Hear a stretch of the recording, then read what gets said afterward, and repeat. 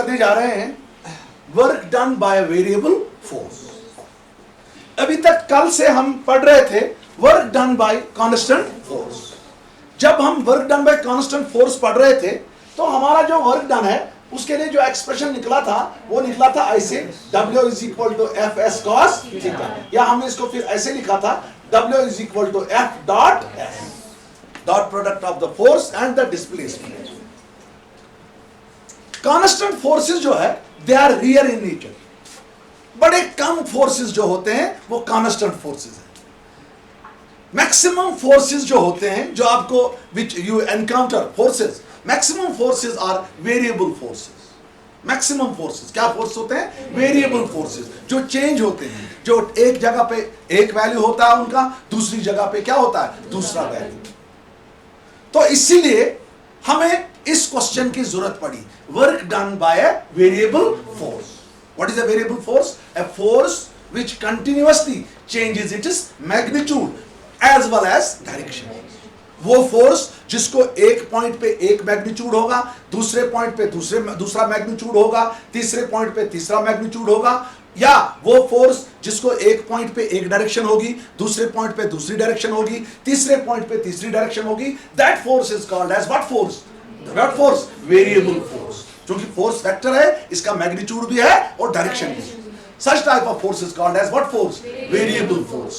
Electric force is a variable force. Frictional force is a variable force. एक जगह पे कम friction होगी, दूसरी जगह पे ज्यादा फ्रिक्शन होगी, ठीक है ना? Magnetic force is a variable force. एक जगह पे कम अट्रैक्शन होगी, दूसरी जगह पे क्या अट्रैक्शन होगी? ज्यादा अट्रैक्शन होगी। तो that these forces are what forces? Variable forces. तो इसीलिए हमें जरूरत पड़ी कि हम वर्क डन निकालेंगे। जो फोर्स, कौन फोर्स करेगा? Variable force. See how I will do it. Simple way. Suppose beta, this is x-axis. This is origin and this is x-axis. Suppose इस x-axis पे मैं दो पॉइंट लूंगा. This is point A and this is point B. बेटा पूरा देखो ये. This is point A and this is point B. A and B, they are two points lying on what axis? X-axis. Suppose जो point A है, इसकी जो distance origin से है, that is x1. What is that distance? x1. अब B जो है, उसकी distance तो ज्यादा होगी, वो origin से ज्यादा दूर है। जो B की distance origin से है, that is x2. उसको क्या लिया मैंने बच्चा? क्या लिया मैंने? उसको मैंने लिया x2। पॉइंट B की जो डिस्टेंस ओरिजिन से है वो है x2। A and B, they are two points lying on the x-axis at a distance, shabash, x1 and x2 from the origin O. Suppose यहां पॉइंट A पे मैं एक बॉडी रखूंगा। सपोज इस बॉडी पे मैं एक्ट करूंगा, इस बॉडी पे मैं लगाऊंगा एक वेरिएबल फोर्स, उसका नाम मैं रखूंगा F। What's F? Variable force whose magnitude as well as direction can change। F जो है वो वेरिएबल फोर्स है, not constant force. Constant force के लिए फार्मूला ये है सीधे, F क्या है? Variable force. ये मैंने लगाया इस बॉडी को किस पॉइंट पे? पॉइंट A पे। Suppose under the action of this force F, ये बॉडी जो है it moves from point A to point B। Suppose under the action of this force the body moves from point A to point B। अब मुझे क्या करना है? मुझे निकालना है वर्क डन जो इस फोर्स ने काम किया in moving the body from point A to B। वही वर्क डन मुझे निकालना है। ये कौन सा फोर्स है? Variable force. अगर ये फोर्स कांस्टेंट फोर्स होता तब मैं वर्क डन निकालने के लिए सीधे फार्मूला लगाता, W is equal to F S cos theta.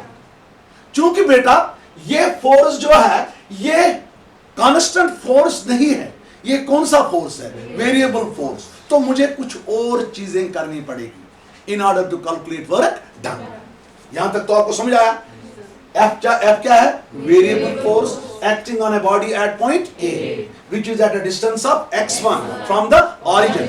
Under the action of this force, body moves from point A to B. To calculate the work done by this variable force in moving a body through a displacement AB. Displacement कितना है? AB है ना, इतनी distance. What we do? हम क्या करेंगे? देखो हम क्या करेंगे. ये वर्क डन निकालने के लिए हम क्या करेंगे?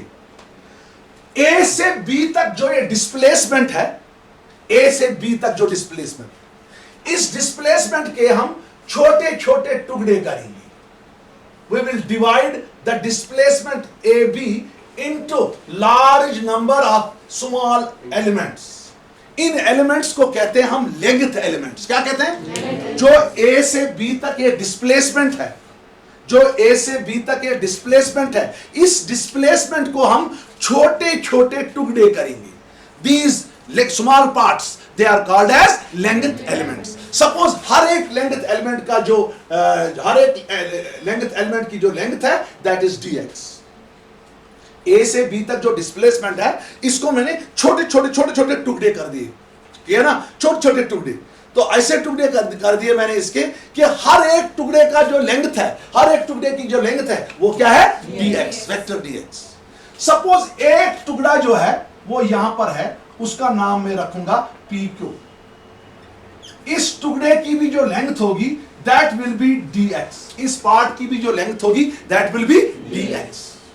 In order to calculate the work done by this variable force, we divide this displacement AB into large number of small parts. These parts are called as length parts, length elements. One such element, PQ, having length dx, is shown in figure. In order to calculate work done in moving the body from point A to B, let us first calculate the work done in moving the body from point P to Q. पहले हम निकालेंगे हमें कितना काम लगेगा ये body कहां से लेने से?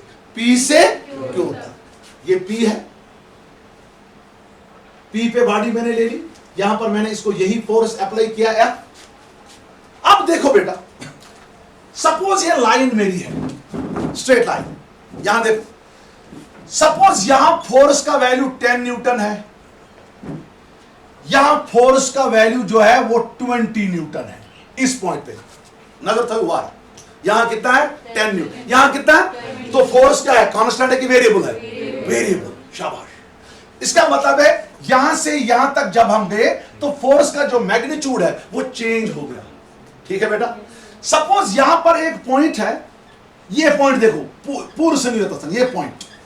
सपोज यहां पर जो मेरे फोर्स का वैल्यू है दैट इज 12 न्यूटन. कितना है? इसके नजदीक में पॉइंट 1 लूंगा, वहां क्या होगा? 12.1 न्यूटन. इसके नजदीक एक और पॉइंट में ले लिया, वहां कितना है? 12.1 न्यूटन. यानी इस पॉइंट से इस पॉइंट तक जो फोर्स है ये बहुत कम चेंज हो गया. कितना चेंज हो गया? 0.1. यहां कितना था? 12. यहां कितना है? 12.1. इसका मतलब है यहां से यहां तक जो ये फोर्स है it changes by a small amount. What is that amount? 0.1. That is the negligible amount. That is the negligible amount. हम उसको neglect करेंगे. हम क्या बताएंगे? इस पॉइंट और इस पॉइंट के दरमियान जो फोर्स है वो लगभग सेम है. 12.1 लगभग क्या है? सेम. इसी तरह यहां पर हम दो पॉइंट्स देंगे. एक पॉइंट हमारा P है, दूसरा पॉइंट क्या है? Q. These points are so close to each other that this force F between P and Q appears to be constant. ठीक है. ये पॉइंट P और Q जो है ये आपस में इतने नजदीक है कि जो फोर्स F पे, जो फोर्स P पे है उतना ही फोर्स लगभग किस पे होगा? Q पे चेंज हुआ होगा, but that change is negligible.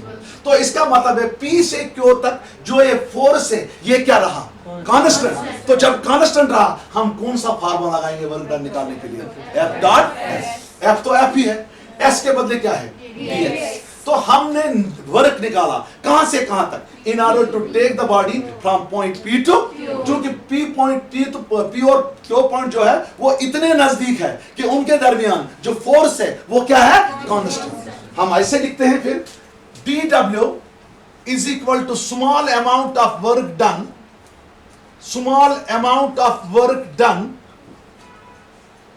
in moving the body from point P to Q.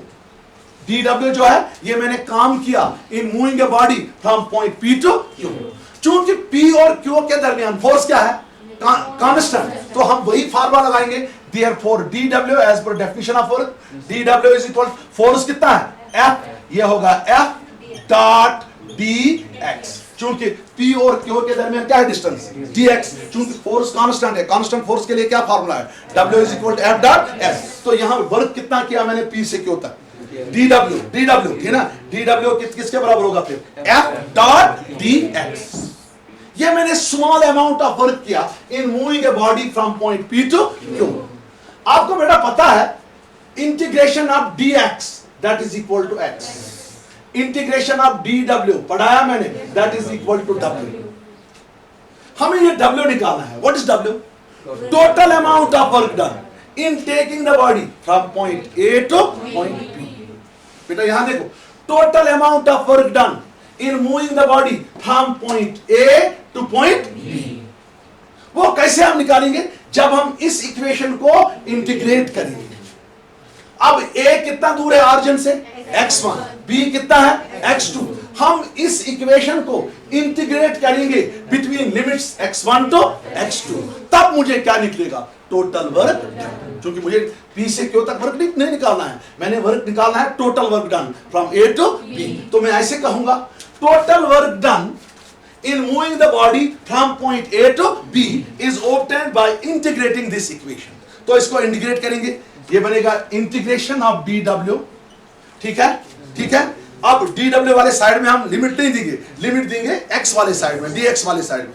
ये बनेगा integration of dw is equal to integration of f dot dx between limits शाबाश x1 to x2. चूंकि A जो है इसकी distance origin से क्या है? x1. B जो है इसकी डिस्टेंस क्या है? x2. तो टोटल वर्क डन कैसे मैंने निकाला? जब मैंने इस इक्वेशन को इंटीग्रेट किया between limits x1 to x2. अगर y एक्सिस साइड में होगा तब इंटीग्रेशन क्या होगा? y1 to y2. अगर z एक्सिस साइड में होगा तब इंटीग्रेशन होगा z1 to between limits z1 to z2. Integration of dw is integration of dw is w. तो मुझे निकलेगा w is equal to integration between limits x1 to x2 f dot dx. Integration between limits x1 to x2 f dot dx. This is the work done. ठीक है ना? In moving a body from point A to B along x axis by what force? Variable force. Constant force के लिए ये है, variable force के लिए जो वर्क डन है उसका एक्सप्रेशन ये है. ठीक है बच्चा, उसके लिए जो एक्सप्रेशन है वो ये है. ठीक है ना? समझ आई बात? This completes this question.